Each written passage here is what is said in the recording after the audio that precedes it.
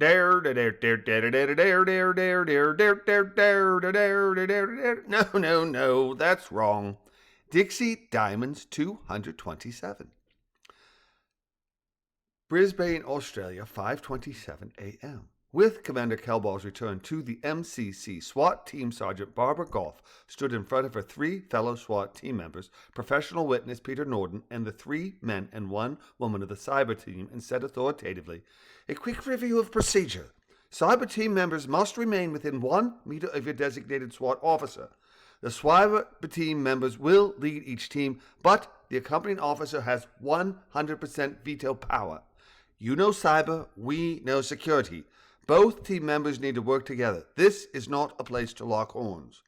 George Stibbets, Officer Harry Murray is your SWAT partner," she said in a slightly more genial voice. "Say hello to one another," she added, whooshing her hand to indicate that the 2 men should pair up.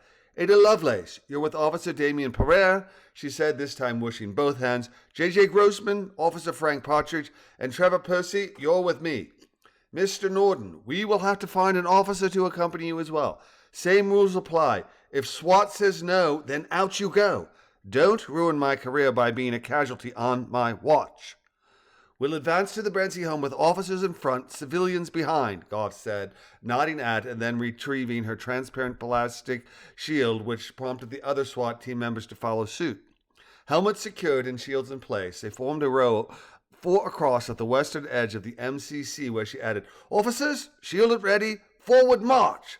Goff and the other shields-up SWAT officers took 5 steps forward before turning southward, while the 5 civilians followed closely behind.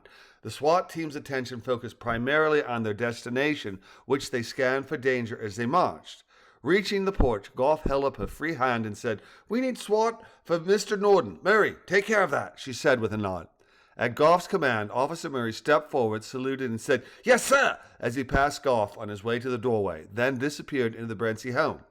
Upon his quick return with a 5th SWAT member, both stopped, both saluted, and Murray said, "This is Plano Bina, ma'am. Bina, Sergeant Goff."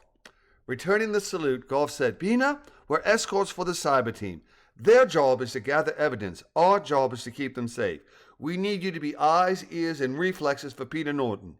Mr. Norton," she added, sweeping her hand with her palm facing towards herself to indicate that he should join them. As Norton stepped forward, Goff said, "Norton, this is Officer Bina.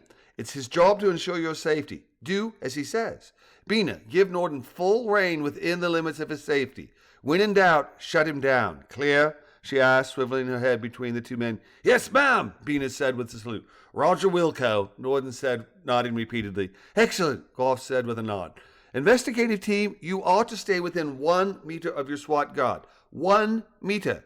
Proceed at will," she concluded, sweeping her hand towards the empty doorway and watching as all but Trevor Percy walked by.